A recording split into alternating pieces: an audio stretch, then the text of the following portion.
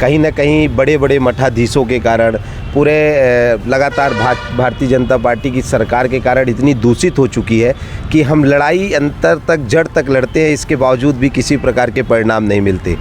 वहाँ के दोषी प्रचार के खिलाफ मैंने आंदोलन किया था। वहाँ मैंने एक कमरे का दरवाज़ा खुलवाकर पर्दाफाश किया था। तमाम ऐसी विसंगतियाँ थीं, उनके ऊपर तमाम ऐसे महिला प्रताड़ना के गंभीर आरोप थे। छात्र राजनीति से उनकी शुरुआत हुई है, आपने भी छात्र राजनीति से शुरुआत की है कैरियर की। क्या वजह थी कि आपने राजनीति को ही चुना?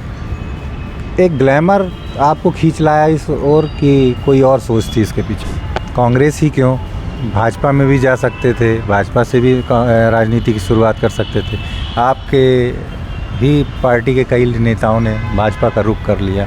और मुझे लगता है कि कांग्रेस पार्टी सच का साथ देती है। कांग्रेस पार्टी ईमानदारी से, अब उनके जो कार्यकर्ता है, जैसे मैं कार्य करता हूँ, तो हम लोग ईमानदारी से लड़ाई लड़ने के लिए मैदान पर उतरते हैं। तो क्या सतना ज़िला में इंजीनियरिंग कॉलेज की लीड नहीं है? क्या सतना ज़िले को इंजीनियरिंग कॉलेज नहीं चाहिए? क्या यहाँ का युवा जो है, यहाँ का मेरा साथी जो है, जाके दूसरे राज्यों में जाकर पढ़ाई करता है, दूसरे ज़िलों में जाकर पढ़ाई करता है, किसान गरीब घर का बेटा जाके पढ़ाई करता है, तो सतना को भी तो इंजीनियरिंग कॉलेज मिलना चाहिए। नमस्कार, मैं मृदुल पांडे हूं और आप देख रहे हैं IBC 24। आज हमारे साथ मौजूद हैं NSUI के युवा और जोशीले नेता आनंद पांडे। आनंद पांडे NSUI के प्रदेश महासचिव के पद पर हैं और छात्रों की कई बड़ी लड़ाइयाँ लड़ चुके हैं।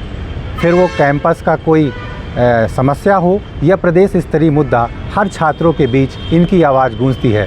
आज बात होगी इनकी संघर्षों की, आज बात होगी इनके मुद्दों की और आज बात होगी इनके सपनों की। तो चलिए शुरू करते हैं। पहले तो आनंद पांडे जी, आपका स्वागत करूंगा। क्या चल रहा है आजकल छात्र राजनीति में सतना में? देखिए, सतना की छात्र राजनीति कहीं ना कहीं बड़े बड़े मठाधीशों के कारण, पूरे लगातार भारतीय जनता पार्टी की सरकार के कारण इतनी दूषित हो चुकी है कि हम लड़ाई अंतर तक जड़ तक लड़ते हैं, इसके बावजूद भी किसी प्रकार के परिणाम नहीं मिलते। सतना ज़िले के प्रत्येक छात्र छात्राओं की समस्याओं को लेकर हम निडर और निर्भीक होकर मैदान पर उतरते हैं, लेकिन बाद में जो प्रशासनिक रिजल्ट होना चाहिए, प्रशासनिक परिणाम होना चाहिए, वो हमें शून्य के तौर पर मिलता है। अभी हाल ही पे मैंने महाविद्यालय सतना स्वशासी महाविद्यालय की एक बहुत बड़ी लड़ाई लड़ी। एक ऐसा महाविद्यालय जो 28 कॉलेजों को खुद पर लीड करता हो, जहाँ की खुद की स्ट्रेंथ 18,000 हो, वहाँ के दोषी प्रचार के खिलाफ मैंने आंदोलन किया था। वहाँ मैंने एक कमरे का दरवाज़ा खुलवाकर पर्दाफाश किया था। तमाम ऐसी विसंगतियाँ थीं, उनके ऊपर तमाम ऐसे महिला प्रताड़ना के गंभीर आरोप थे। इसके बावजूद भी आज मेरे आंदोलन के लगभग 10 से 15 दिन हो गए, लेकिन प्रशासन के कान में जू तक नहीं देख रही। कोई निष्कर्ष नहीं निकला उस आंदोलन? कोई निष्कर्ष नहीं निकला। मेरी लगातार वो लड़ाई चल रही है। आप सभी बड़े पत्रकार माध्यम से मेरी ये लड़ाई जन जन तक पहुंच भी रही है, लेकिन प्रशासन उसी तरह लेटा हुआ है। अच्छा, मैंने देखा है कि जितने भी राजनेता हुए हैं, बड़े पद तक पहुंचे हैं, कहीं ना कहीं छात्र राजनीति से उनकी शुरुआत हुई है। आपने भी छात्र राजनीति से शुरुआत की है कैरियर की। क्या वजह थी कि आपने राजनीति को ही चुना? एक ग्लैमर आपको खींच लाया इस ओर कि कोई और सोच थी इसके पीछे? देखिए, जब मैं छोटा था तब भी मेरे को जन सेवा करने में बड़ा हर्ष महसूस होता था, और वही बचपन का स्वभाव मेरा आज मुझे यहाँ तक इतना पहुँचाया कि मेरे अंदर मुझे लगता है मैं कैसे किसी व्यक्ति की सेवा कर पाऊँ। कोई व्यक्ति यदि किसी विकट परिस्थितियों में है, कोई परेशानी में है, मैं छात्र राजनीति कर रहा हूँ तो मैं छात्रों की समस्याओं को देखता हूँ तो मुझे बड़ी तकलीफ़ होती है, मुझे ये काम करने में बड़ी खुशी होती है। तो मैं जन सेवा के भाव से ज़मीन पर उतर कर काम करने आया और मुझे जन सेवा करने में बहुत खुशी मिलती है। कांग्रेस ही क्यों, भाजपा में भी जा सकते थे, भाजपा से भी राजनीति की शुरुआत कर सकते थे। आपके भी पार्टी के कई नेताओं ने भाजपा का रुख कर लिया, आप क्यों कांग्रेस में शुरुआत कर रहे हो? देखिए भैया, सबसे बड़ी बात तो विचारधारा की बात होती है, और कांग्रेस छात्र राजनीति में हम जैसे युवाओं को प्लेटफॉर्म देती है, हम जैसे युवाओं को सुनहरा मौका देती है, लड़ने के लिए हमें मजबूती प्रदान करती है। तो मुझे कांग्रेस पार्टी मैं कांग्रेस पार्टी की विचारधाराओं से ओतप्रोत हूँ और मुझे लगता है कि कांग्रेस पार्टी सच का साथ देती है। कांग्रेस पार्टी ईमानदारी से, अब उनके जो कार्यकर्ता है, जैसे मैं कार्यकर्ता हूँ, तो हम लोग ईमानदारी से लड़ाई लड़ने के लिए मैदान पर उतरते हैं। तो कांग्रेस पार्टी की प्रत्येक विचारधाराओं से ओतप्रोत होकर मैं कांग्रेस पार्टी की राजनीति करता हूँ। ऐसे कौन से बड़े मुद्दे हैं जो अभी तक आप उठाते रहे हैं और आने वाले समय में भी आप चाहेंगे कि शिक्षा के स्तर पर ऐसे ऐसे सुधार होने चाहिए? बिल्कुल, अभी हाल ही में मैं सतना मेडिकल कॉलेज की मांग कर रहा था, सतना इंजीनियरिंग कॉलेज की मांग कर रहा था। मेडिकल कॉलेज तो मिला ना? मेडिकल कॉलेज मिला तो भारतीय जनता पार्टी की भैया उसमें देन नहीं है ना। और यदि मिला तो इंजीनियरिंग कॉलेज की मांग हम लगातार कर रहे हैं। तो आखिर भाजपा के नेता तो बोलते हैं कि हमने मेडिकल कॉलेज दिया। देखिए, शिलान्यास करना ये उनकी विचारधारा है और मांग कर उस काम को कर ले जाना ये हमेशा से कांग्रेस करती आई है और आज भी कर रही है। हम लगातार, जैसे अभी इंजीनियरिंग कॉलेज की मांग कर रहे हैं। मैं सतना जिला के युवाओं के लिए आप कह रहे हैं कि मेडिकल कॉलेज की आप लोगों की मांग थी, लेकिन 2003 से तो भारतीय जनता पार्टी की सरकार है, तो कांग्रेस ने कब दे दिया मेडिकल कॉलेज? मेडिकल कॉलेज की मांग तो कांग्रेस के दौर से ही चालू थी। 2003 के पहले जब कांग्रेस की सरकार थी तो medical college, Satna medical college मांग रहा था। सतना के कांग्रेस के दौर पर मेडिकल कॉलेज का आवंटन हुआ था। बनना तो देखिए, बना तो 10 साल बाद बना, तो बनना उनका श्रेय थोड़ी ना कहला जाएगा भैया।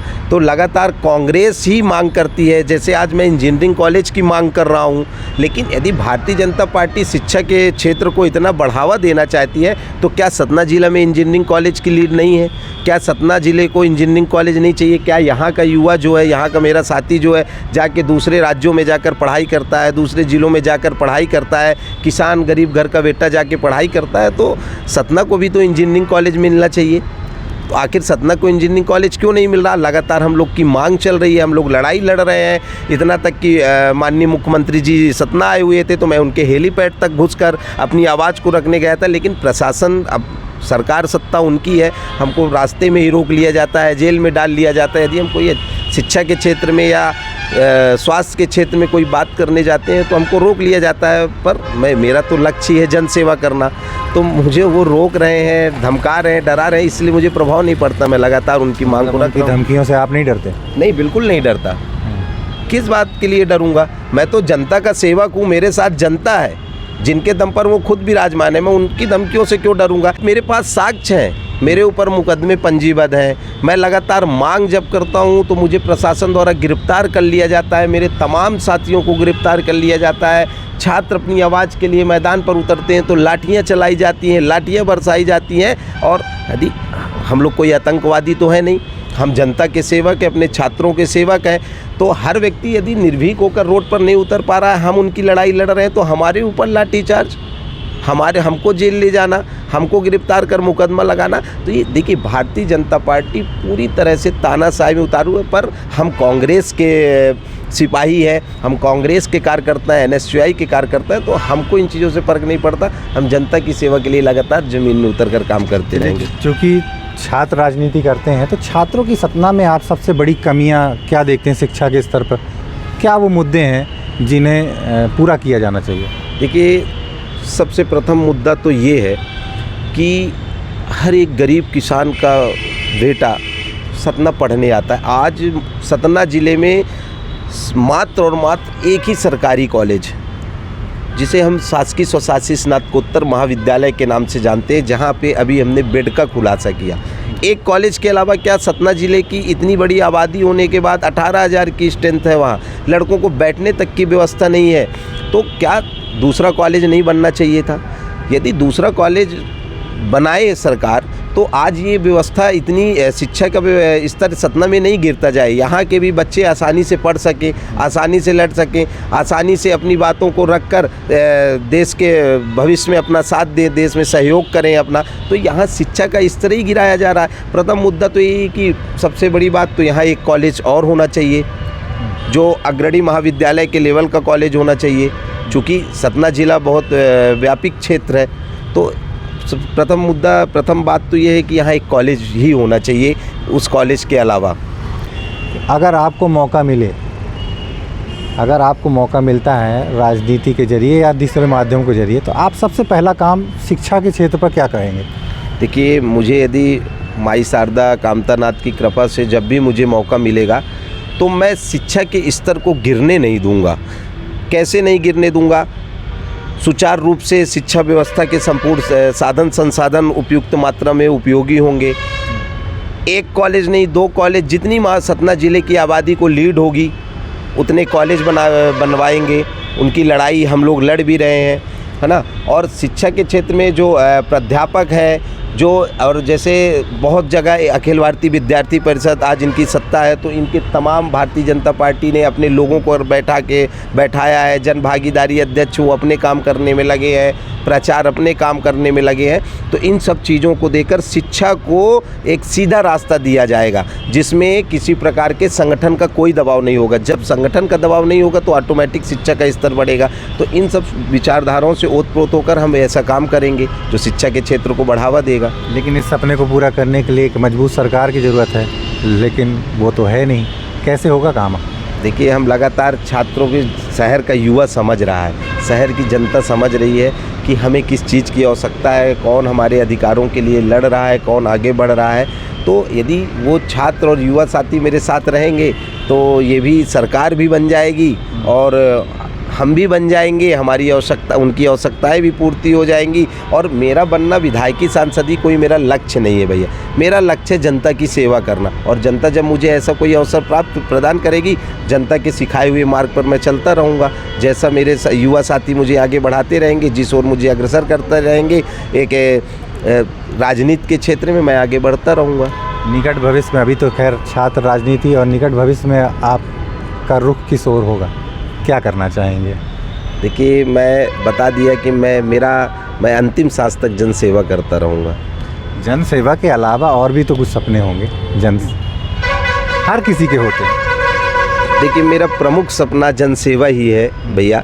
और जन सेवा के अलावा मानव जीवन में प्रत्येक सब लोग के सपने होते हैं, तो मेरा उनमें से एक सपना और भी जुड़ा है कि मेरे सतना ज़िले का नाम, मेरे सतना ज़िले के युवा साथी प्रदेश भर में नहीं पूरे देश में एक चर्चा का विषय बने और सतना ज़िले को इतना आगे ले जाए कि हम जब बताएं कि हम सतना ज़िला के हैं तो हमें समाज में एक बड़ा महत्व मिले और समाज में उन चीज़ों की बड़ी मर्यादा हो।